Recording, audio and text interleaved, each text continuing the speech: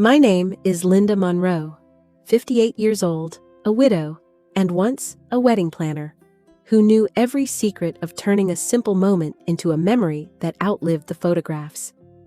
For 35 years, brides whispered my name in Boston's bridal circles like a charm.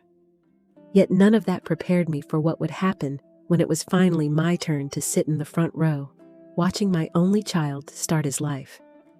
Before I dive into that story, let me pause for just a second. If you're listening, hit that subscribe button, leave a like, and tell me where you're watching from. Stories like mine don't just belong to me, they belong to anyone who has ever felt overlooked in their own family. Now, imagine this. You wait your entire life for one moment, the day your son gets married. You hold on to the little promises you and your late husband made in hushed voices at night. Someday, we'll give Ethan the kind of wedding we never had. You save every dollar, protect it like a treasure, picturing the day when all that love would be poured into a celebration of his happiness. And then, with one cruel sentence, you're erased. I remember the sting of it, sharp as glass, 4 words, tossed at me like I was an inconvenience at a table I had built with my own hands. Stay in your lane. It wasn't whispered in private. It wasn't softened by my son's nervous voice. No, it was delivered publicly with a smirk while I still held a folder of ideas close to my chest, eager to share the kind of wisdom that had carried hundreds of couples through their vows. That moment shattered something in me. The years of sacrifice, the endless nights I stayed awake balancing bills, the quiet mornings I told myself, this will all be worth it when Ethan finds his person. All of it collapsed into silence. But here's the truth. I didn't collapse with it. Not right away. I smiled through the humiliation. I held my breath, and I told myself there had to be some misunderstanding. Yet deep inside, a fire had already started. The kind of fire that burns quietly at first, then roars when no one expects it. And that was only the beginning. Because the wedding that was supposed to unite us became the stage where I was told I no longer belonged. The memory of those words, "Stay in your lane," never leaves me. But to understand why they cut so deep, you have to know how it began. It was a quiet Sunday afternoon in Boston, the kind of spring day that makes the city look softer, like someone brushed the skyline with warm light. My kitchen smelled of lemon polish and Earl Grey. I was rinsing a mug when the door opened and Ethan walked in, still wearing that navy hoodie he never seemed to retire. "Hey, Mom," he said, dropping onto a chair, tapping his foot like he was keeping time to some invisible song. His eyes darted from his phone to me, then back again. I set the mug down, trying not to smile too quickly. "What's got you so restless?" He rubbed the back of his neck. I have news." My heart raced. Mothers always know when something big is about to drop. I dried my hands on a towel, turned toward him, and waited. "I proposed," he said finally. "Sam said yes." For a second, the world went still. My boy, the baby I'd once rocked through fevers and nightmares, was getting married. I covered my mouth with my hand, tears prickling faster than I could blink them away. "Oh, Ethan!" I crossed the room, cupped his face, kissed his forehead like I had when he was small. "That's wonderful news. I'm so happy for you both." He smiled, shy but proud. "I knew you'd be excited." Excited wasn't even close. In that moment, my mind flooded with images. Flowers cascading down a staircase, candlelight flickering against crystal, a gown that floated like music. Not just any wedding, but his wedding, our family's moment. For decades I had given my skills to strangers. Now, finally, I would pour that love into my own child's day. "I still have my contacts, my vendor lists," I said, almost laughing with joy. "If you want, I could help. Even just a little. He hesitated, lips parting like he wanted to say something, but couldn't find the words. The pause was brief, but I noticed. Mothers always notice. I brushed it off, telling myself he was simply overwhelmed. Love makes people nervous. I brewed us both tea, letting the steam rise between us, and savored the sweetness of believing I was stepping into a season of joy. What I didn't know then was how quickly that joy would be twisted into something else entirely. Ethan's announcement still echoed in my heart when the text came a week later. Lunch with the girls, talking wedding vibes. Come if you'd like. Sam. I stared at it, unsure what wedding vibes even meant. Colors? Music? Just chatter? Still, I chose to believe it was an invitation to belong. I pressed my blouse, a soft peach that always brightened my complexion, added gold earrings, and slipped my folder of inspiration into my tote. 35 years in the business had taught me that preparedness is a form of respect. The cafe in Cambridge was already buzzing when I arrived. Samantha sat at the center of a long table, surrounded by 3 friends and her mother, Diane. Their laughter spilled like champagne. I walked in, offered a warm smile. Hi, everyone, I said. Linda, Samantha replied, barely glancing up from her phone. We already ordered. Grab whatever.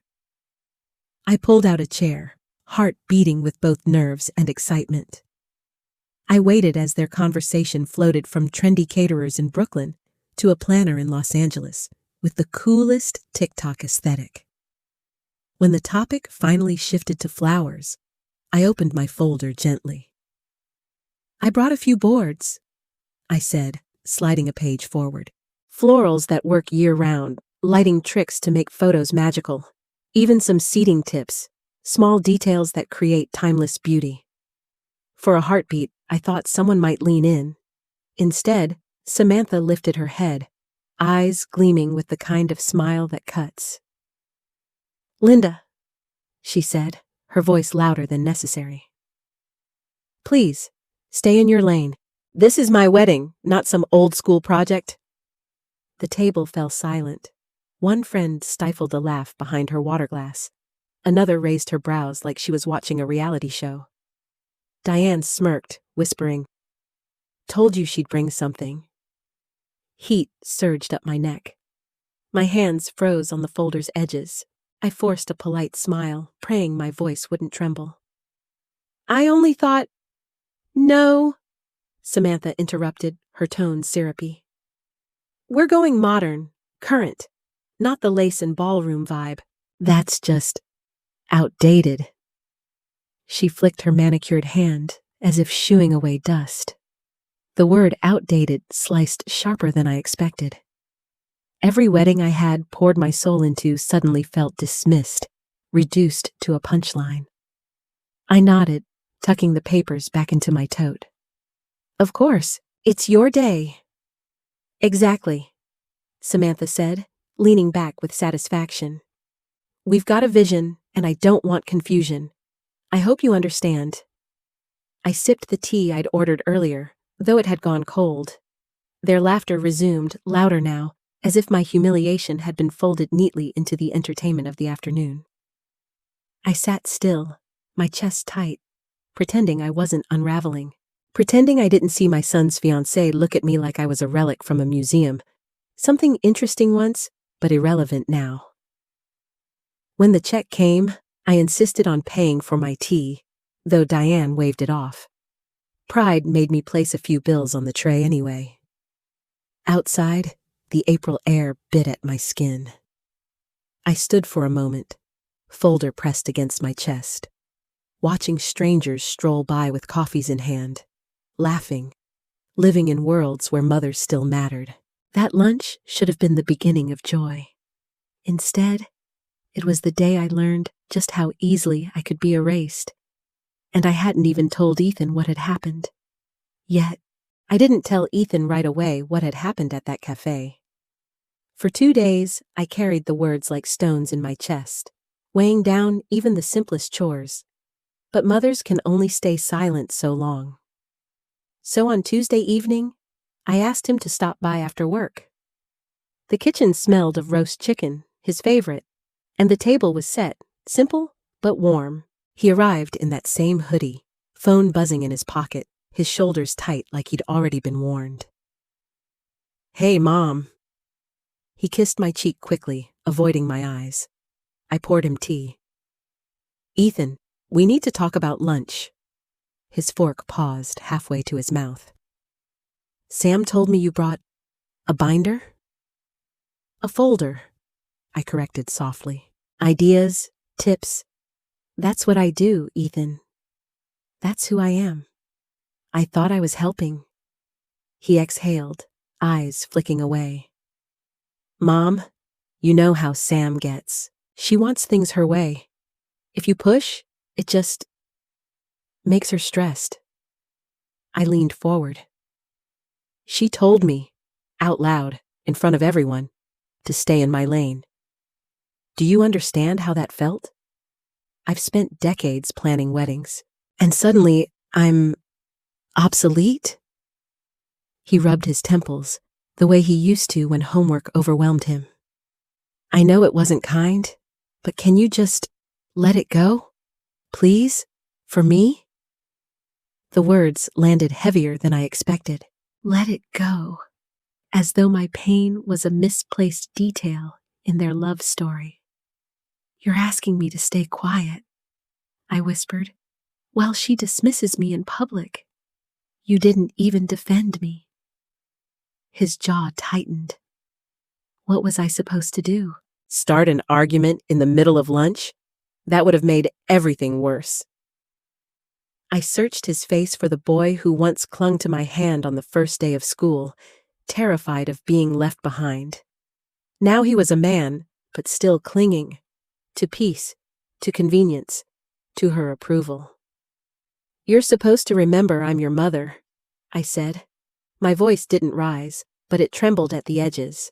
He set his fork down, sighed, and gave me the kind of weary look that begged for surrender.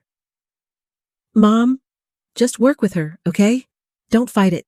It's easier that way." I nodded, though the gesture felt like betrayal of myself. When he left that night, the door closed softly, but inside me, something slammed shut. Because easier for him meant impossible for me. After that dinner with Ethan, I tried to convince myself things would smooth out. Maybe he was just caught between loyalty and love.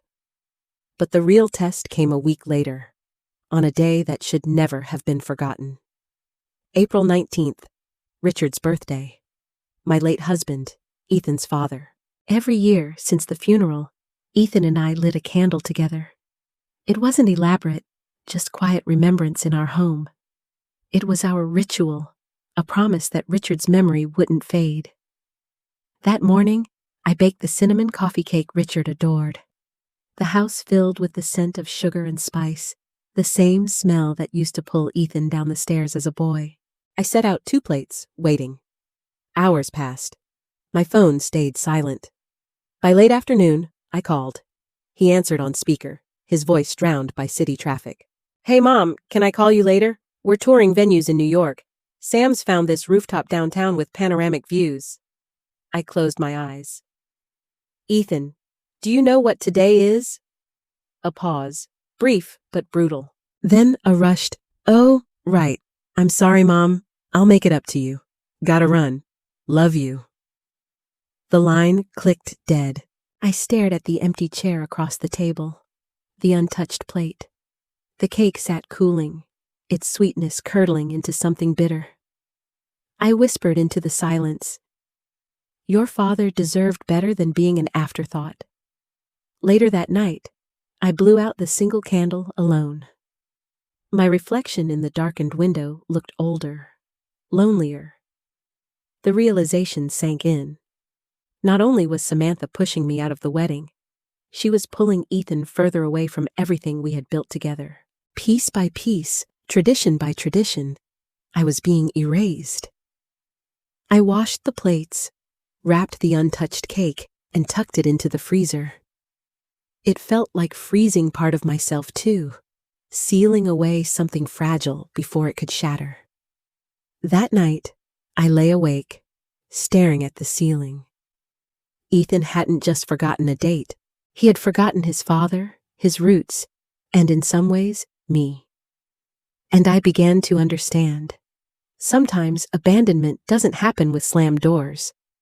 Sometimes it's quiet, subtle, and that somehow hurts more. Grief from Richard's forgotten birthday still sat heavy in my chest when the invitation came.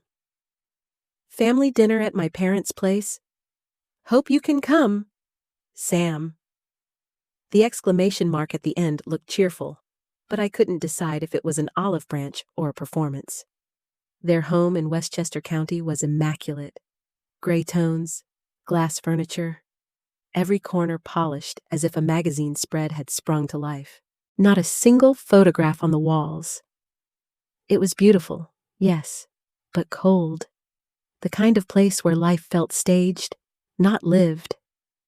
Diane Clark greeted me at the door with a kiss on the cheek and a crystal glass of Chardonnay in her hand.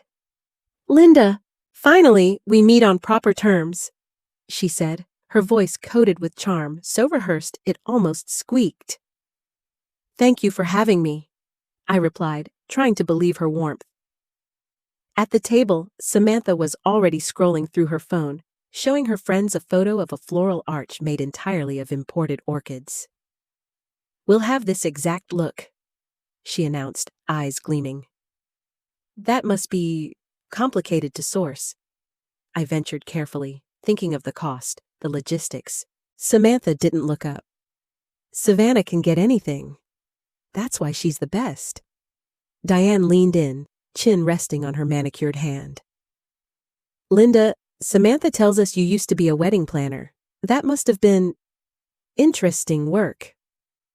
The word interesting carried the same weight as quaint. I forced a smile. Yes, for 3 decades I had the honor of helping couples build days they'd never forget.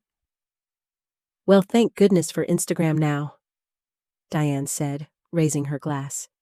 "Everything's so much easier." Laughter fluttered around the table like paper birds. Ethan stayed quiet, his fork moving aimlessly. I reached into my purse, pulling out a small envelope. "I brought something," I said softly. Inside were 3 photographs. Ethan's first bike ride, a Halloween costume Richard had sewn, a toothless grin after his first lost tooth.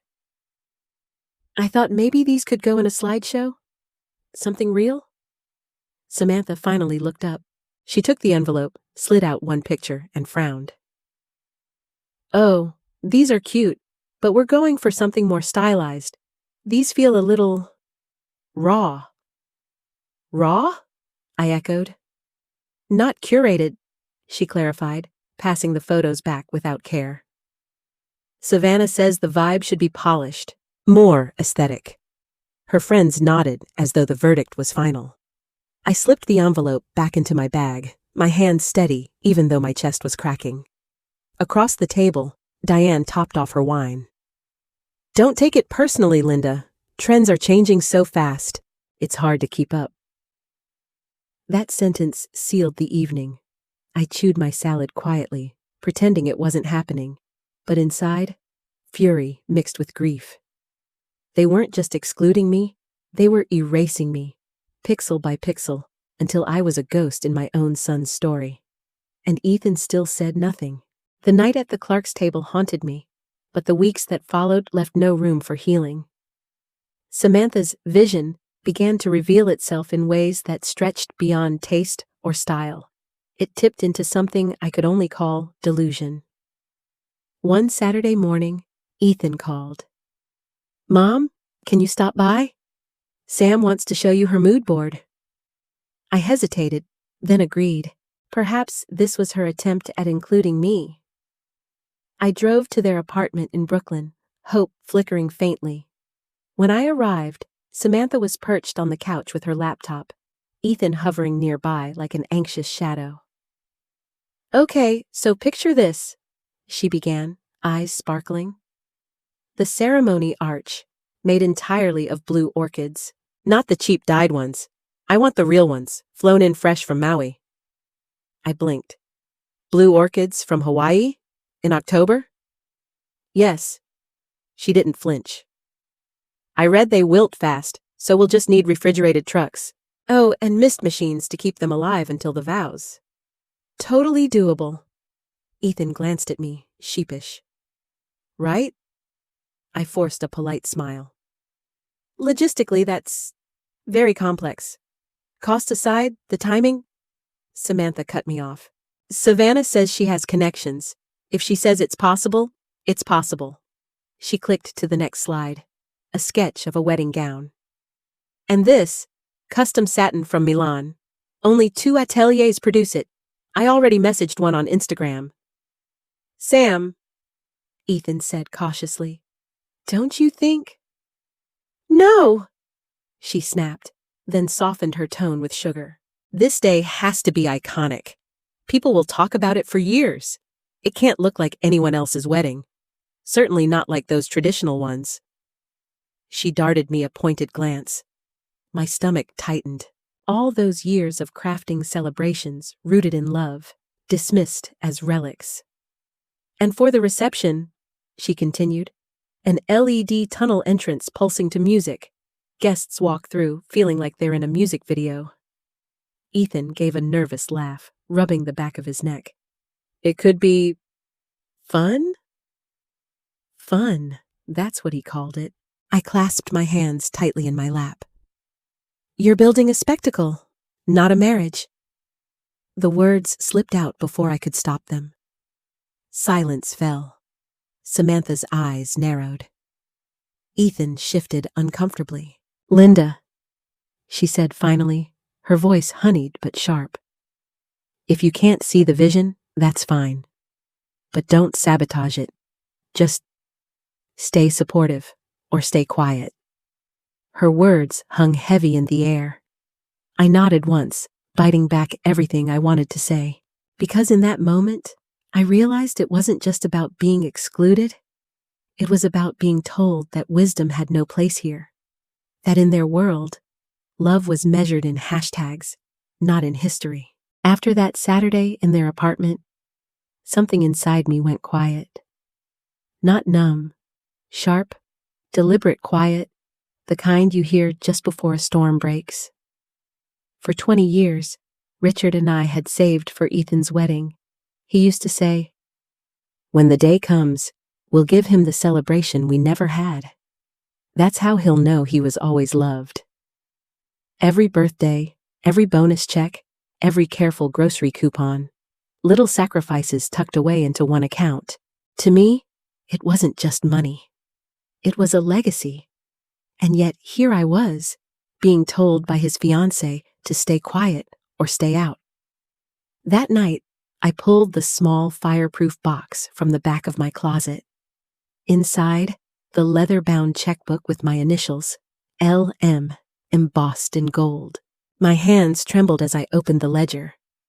Row after row of deposits, written in my husband's steady script, stretched back decades.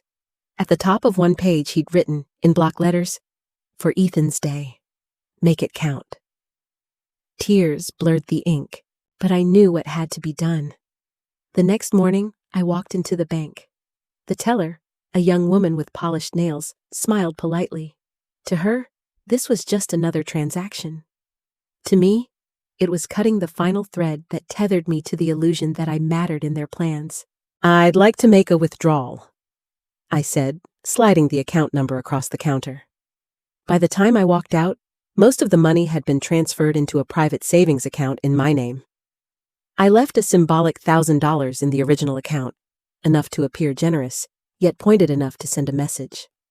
That evening, at my kitchen table, I drafted a letter. No trembling, no hesitation. The words came steady, each one a blade carving back my dignity. Dear Samantha, you told me to stay in my lane. So I did. And my lane is not funding a dream that erases me. This check is my contribution, nothing more. I wish you and Ethan joy, but joy that doesn't require my silence to exist. Linda. I tucked the letter and the modest check into an envelope, sealed it, and set it on the counter. For the first time in months, my shoulders felt lighter. When I slid the envelope into the mailbox the next morning, the air was crisp, almost sweet. I whispered to Richard as if he were still beside me. I kept my promise to love our son. But love isn't blind, and it isn't endless when it's met with contempt. The flag on the mailbox dropped. The choice was made. And though part of me feared Ethan's reaction, another part, stronger, steadier, knew this. I hadn't abandoned him. I had simply chosen not to fund my own erasure. 3 nights after I mailed the letter, there was a knock on my door.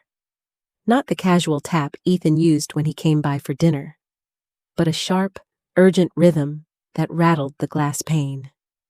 When I opened it, Ethan stood there, face drawn tight, hands shoved deep into his hoodie pockets. He didn't wait to be invited in. "Mom, what the hell is this?" He waved the envelope, my letter now creased and bent. I closed the door behind him slowly. "It's exactly what it looks like." He dropped onto the couch, elbows on his knees. "Sam opened it and nearly lost it. We thought, you were going to cover the whole wedding. This is insulting." I sat across from him, folding my hands to keep them from shaking. Insulting is being told, in front of strangers, that my experience and presence mean nothing. Insulting is being told to stay in my lane when I've spent decades building memories for others. You can't erase me and expect me to fund the erasure. His jaw tightened. "That's not what she meant." "Then explain it to me," I pressed. "What did she mean when she told me to stay quiet, stay out? When she called my work outdated? When she dismissed photos of your childhood as too raw?" He looked down, fingers twisting together, a habit he never outgrew. "Sam's under pressure. She wants it perfect. I just want things to go smoothly." My voice softened, but the tremor was still there. "Smoothly for who, Ethan? For her image? For Instagram? You're asking me to trade my dignity for convenience." His head snapped up, eyes flashing. "You don't support her. You make everything harder." The words cut deep, deeper than he realized. "Supporting her," I said quietly, "apparently means disappearing. I won't do that. Not for her. Not for you." Silence pressed between us, heavy and unrelenting. He rubbed the back of his neck, the way he always did when cornered. "So that's it? You're out?" "I did help," I answered. "In the only way I was invited to. With a symbolic gift and with boundaries. You don't get to have my silence and my savings." He stood abruptly, shoving the envelope back into his pocket. "Sam's going to freak out." I rose too, holding the door open. "Then let her. Some storms you can't pay your way out of?" He lingered for a heartbeat, as if waiting for me to soften. I didn't. When the door closed, the echo rang through the house. For the first time, I didn't collapse in tears. I simply stood there, steady, knowing I had finally chosen myself. I didn't expect to hear from Ethan so soon after our fight. But 2 weeks later, my phone rang just past midnight. His voice was frantic, ragged. "Mom, she's gone." I sat up in bed, heart pounding. "Who's gone?" "Savannah. She took the money." The name alone made my stomach tighten. I had heard it murmured before. Samantha's prized connection, the influencer planner with glossy photos, 2 million followers, and promises that glittered louder than reality. I'd checked her website weeks earlier out of morbid curiosity. No business license, no verifiable office address, reviews that looked like they'd been written by the same hand. I'd tried to warn Ethan gently, but he'd brushed me off with that tired refrain. "Mom, You don't understand how social media works. Now, his silence told me exactly how well it had worked. What do you mean she took the money? I asked, already knowing. She demanded the full deposit up front, $55,000. Sam wired it. And now? The site's down, her Instagram's deleted, the number's disconnected. Everything's gone. His voice cracked. We've been scammed. I closed my eyes, leaning against the headboard. Part of me wanted to rage, to shout, I told you so. But the words withered on my tongue. This wasn't triumph. This was tragedy. What does Samantha say? I asked. He let out a bitter laugh. She's not speaking to me. She's blaming me for not convincing you to cover it. She said none of this would have happened if you had just paid like you were supposed to. Like I was supposed to. As if my worth had been reduced to a bank account. I steadied my breath. Ethan, this didn't happen because of me. It happened because you both put blind trust in a stranger who sold you glitter and smoke. I tried to warn you. Silence stretched. I could almost hear him rubbing his temples. Finally, he whispered, I know. For a moment, the boy in him returned, the child who once turned to me when nightmares woke him. Except this nightmare, he had walked into willingly. The days that followed painted the picture more clearly. Word spread quickly in Boston's bridal community.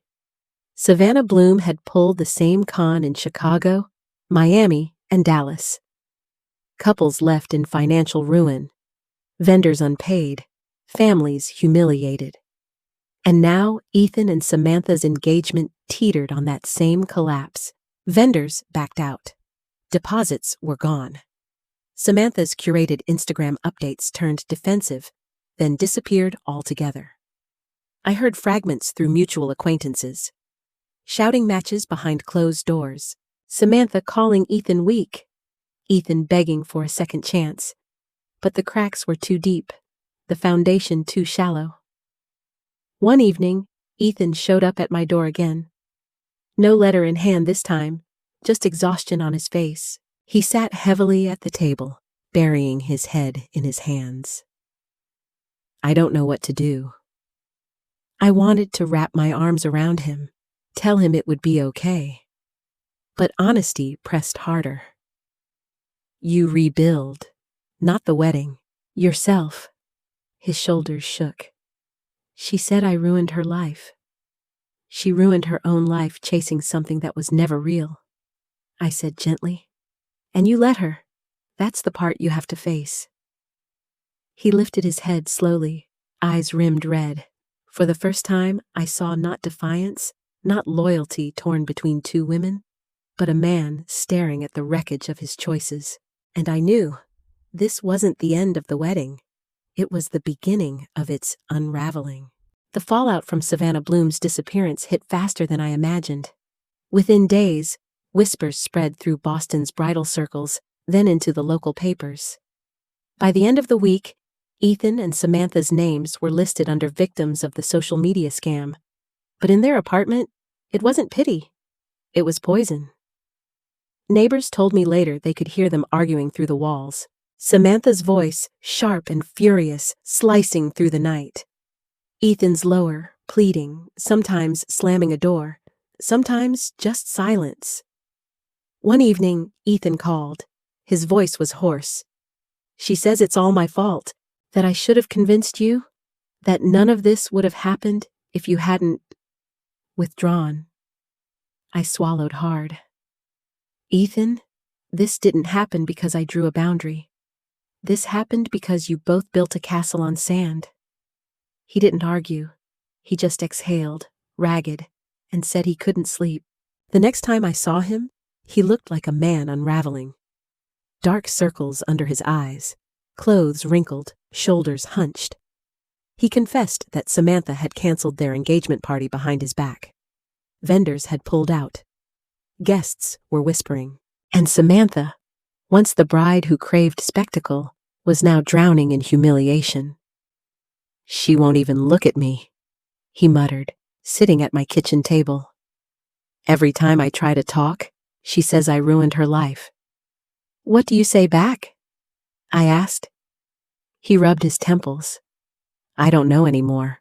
I'm tired of apologizing for things I didn't do. I wanted to tell him I'd seen this coming from the first smirk she gave me.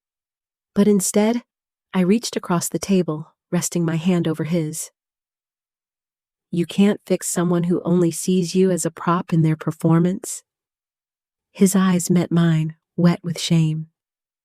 Do you think she ever loved me? The question broke me more than the answer. A week later, it was official. Samantha moved out, her mother Diane arriving with suitcases and a pointed glare at Ethan as they hauled her belongings down the narrow stairwell. She didn't even say goodbye. I stood at my own window that night, watching the glow of their apartment across the street. It flickered, dimmed, then went dark. And just like that, the dream Ethan had clung to, his curated life with Samantha, was gone. There was no grand announcement, no teary press release, just silence. A ring returned, an Instagram account wiped clean, whispers at the cafe where Samantha used to boast about imported orchids and neon lights. For Ethan, it wasn't just the end of an engagement. It was the collapse of an illusion, the one he had built at the expense of everything else, including me. And as much as it hurt to watch my son's heartbreak, I knew this truth. Sometimes collapse is the only way to clear the stage for something real. When Samantha finally walked out of Ethan's life, I expected relief to wash over me. Instead, what came was silence. Long, echoing silence that stretched across the days like an empty hallway. For weeks, Ethan didn't call. Not out of cruelty, but out of shame. And so, I filled my hours the only way I knew how, by tending to the small, ordinary things I had once abandoned. Mornings, I walked to the farmer's market in Cambridge, picking up tulips and fresh bread, letting the chatter of strangers remind me the world was bigger than my grief. Afternoons, I painted the hallway a soft sage green, each brushstroke strangely soothing, like covering scars without erasing them. Evenings, I joined an online book club. I never turned on my camera, but I listened, laughing quietly at jokes, nodding at strangers' insights. It surprised me how quickly these little rituals stitched themselves into something whole. One Saturday, Joan, an old friend from church, invited me on a garden tour in Concord. I almost said no, but when she insisted, I found myself standing in front of roses so vivid they nearly glowed. "Aren't they magnificent?" Joan asked, touching a petal gently. "Yes," I whispered, though I wasn't just talking about the roses. For the first time in months, I felt alive in my own skin, not defined by what I'd lost. That night, I looked in the mirror and saw more than gray hair and tired eyes. I saw strength in my shoulders, a steadiness in my gaze. For years, I had bent myself around other people's needs. First Richard, then Ethan, then Samantha's impossible demands. Now, with no one pressing me into silence, I was rediscovering Linda. I began volunteering at the local library, shelving books alongside retirees who always had stories to share. On Sundays, I hosted brunch for a few retired teachers I hadn't seen in years. My dining room, once heavy with tension, rang again with laughter. It wasn't joy, not yet, but it was peace. And peace, I learned, could be just as healing as happiness.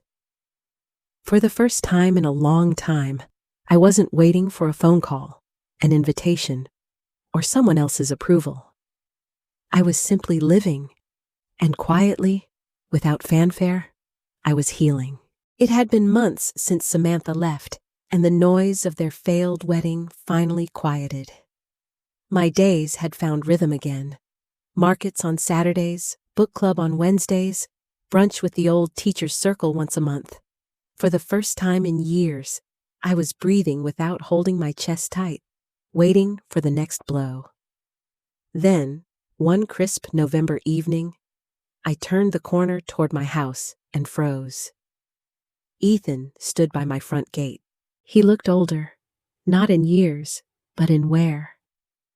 The easy confidence that once carried him was gone, replaced by lines at the corners of his mouth and eyes that seemed heavier than they should at 30. His hands were stuffed into his jacket pockets, but when he saw me, he pulled one free, lifting it in a small, uncertain wave. "Hi, Mom." The sound of that word, Mom, nearly undid me. It had been so long since I'd heard it without defensiveness attached. I unlocked the gate, pushing it open. "You hungry?" He gave a tired smile. "Starving." Inside, the kitchen felt warmer than usual, lit only by the soft, overhead light. I set out leftovers: roast chicken, roasted vegetables, a loaf of bread from the farmer's market. Ethan sat at the table, shoulders slumped but calmer now that he was home. For the first half hour, we didn't touch the past. He talked about work, about a podcast he'd been listening to, even about the book on my counter. I let him fill the silence like a boy who had wandered too far and was finally back within sight of home. But eventually, the words shifted. "She left a while ago," he admitted quietly, pushing his plate aside. "No texts, no calls, just gone." I sipped my tea, watching him carefully. "And how are you?" He shrugged. "Empty, I guess. Embarrassed.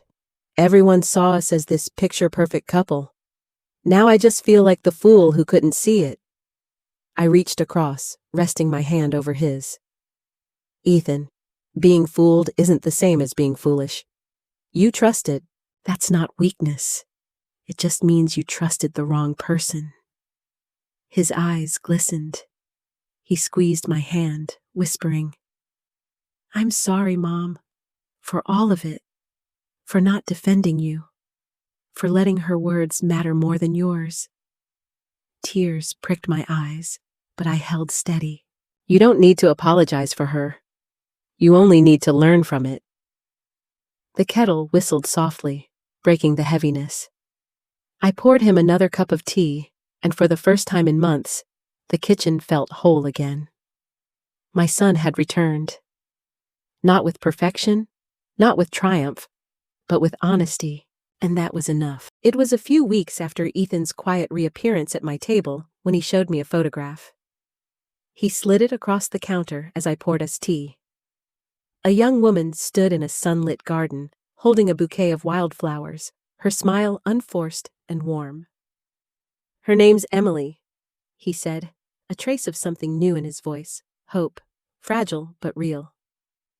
"She's different, gentle. She listens." I studied the photo. Emily's beauty wasn't curated for a lens. It radiated from the ease in her posture, the kindness in her eyes. For the first time in years, I felt cautious optimism flicker inside me. "She asked about you," Ethan added. "Not about the wedding, not about the drama, about you. She said she'd like to meet the woman who raised me." That alone was enough to undo me. When I finally met Emily in person, she carried herself with the kind of grace you can't fake. She hugged me lightly, as though she knew I was fragile but wanted me to feel seen. Within an hour of conversation, over coffee at a little cafe near the Charles River, I realized she was everything Samantha wasn't. Humble, thoughtful, grounded. Weeks later, when Ethan told me they wanted to marry, he hesitated before sharing the next part. "Emily wants you to help plan it. She said it would be an honor." My breath caught. For so long I had been told to stay in my lane. Now I was finally being invited in, not out of obligation, but respect. Emily's choice of venue sealed the irony. "I love the Elmwood estate," she said during one of our planning sessions. "It feels timeless. Ethan told me you once suggested it." I almost laughed aloud. Elmwood, the very estate Samantha had once sneered at as dated, a mom and dad wedding. And yet, here was Emily, seeing it not as outdated, but as enduring. On the day of the wedding, the estate glowed. Golden light spilled across ivy-covered stone. Guests milled under trees strung with simple white lanterns, and the air was filled with quiet gratitude rather than forced spectacle. As Emily walked down the aisle in a gown stitched by a local seamstress, not Milan silk, not TikTok trends, I felt tears slide down my cheeks. Not bitter ones, cleansing ones. And when Ethan met my gaze, smiling softly, I understood the sweetest revenge wasn't humiliation or payback. It was this: the chance to prove that love built on authenticity outlasts any glittering illusion. Emily had chosen the place Samantha had scorned. I had shaped the day Samantha once tried to erase me from. And Ethan, humbled and grateful, now stood in a life anchored by truth instead of vanity. That was my victory, quiet, steady, and sweeter than anything money could buy. The morning of Ethan and Emily's wedding dawned cool and golden, the kind of autumn day New England saves for moments that matter. At Elmwood Estate, dew still clung to the grass when I arrived early to oversee final details. For the first time in decades, I wasn't a hired planner. I was a mother, honored and included.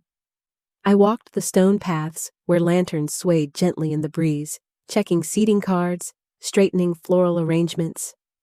Emily's choices: wildflowers from local farms, hand-painted signs crafted by her cousins, tables draped in simple linen, looked nothing like the glossy, curated images Samantha had once shoved in my face. And yet, it was beautiful. It felt alive. Linda. I turned to see Emily approaching in her robe, hair pinned softly. She took my hands, her eyes shining with gratitude. This is more than I imagined. You've given us something real. I swallowed the lump rising in my throat. You did this, Emily. I just helped it find shape. Guests began to arrive as the afternoon sun warmed the estate's courtyard. No grand spectacle, no paparazzi-style photographers, just family, friends, and the quiet hum of people gathering to witness something genuine. When the music started, I held my breath. Emily stepped forward, her gown catching the light like water. Not couture from Milan, not a costume for Instagram, just a dress sewn with care by a local seamstress who knew her name. She walked slowly, eyes locked on Ethan, who waited under the arch I had once dreamed of using for his wedding. I stole a glance at my son. He stood straighter than I had seen in years, shoulders no longer bowed under the weight of performance. When Emily reached him, he took her hand with a tenderness that made my chest ache. Their vows weren't rehearsed lines. They spoke in shaky voices, sometimes laughing, sometimes blinking back tears. Ethan promised not perfection, but presence. Emily promised not endless joy, but honesty. They vowed to choose each other in the ordinary days, the kind that don't make headlines, but make a life. I wept quietly, not from sorrow, but from release. This was what I had waited for, not the grand spectacle of being mother of the groom in some magazine-worthy event, but the intimate miracle of being allowed to stand in the light with them. At the reception, tables overflowed with laughter and the scent of roasted chicken and apple cider. Children ran across the lawn, chasing bubbles. Elders clinked glasses in toasts that were simple but heartfelt. I moved through the crowd, not as an outsider, not as an intruder, but as part of the circle. People stopped me to say how thoughtful the details were, how warm the day felt. Later that evening, when the first dance began, Ethan found me before leading Emily to the floor. He leaned close, whispering, "Thank you, Mom. This was everything." And as I watched them sway awkwardly but joyfully under the string lights, I realized the sweetest moment of all wasn't revenge or redemption. It was restoration.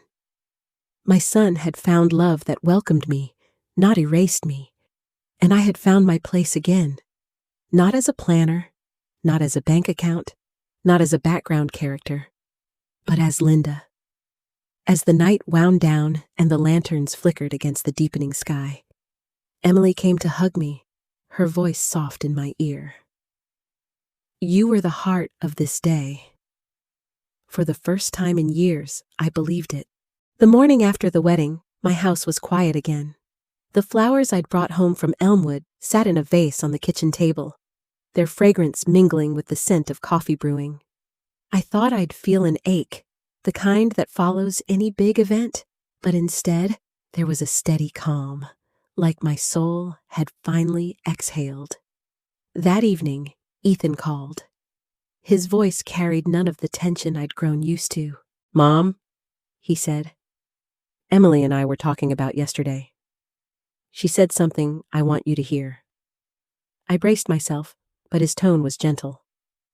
"She said if she could have had anyone plan her wedding, it would have been you. She told me you were the heart of the day, that everything felt so warm because of you." For a moment, I couldn't speak. Tears burned, but not from pain, from something softer. "She's kind," I finally whispered. "No," Ethan corrected, his voice firm now. "She's honest, and she's right.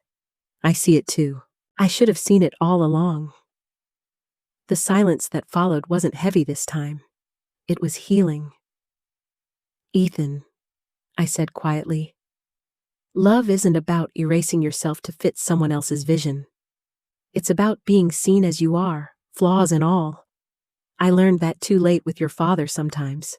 I don't want you making the same mistake." He exhaled shakily, as though releasing years of stubbornness. "I won't.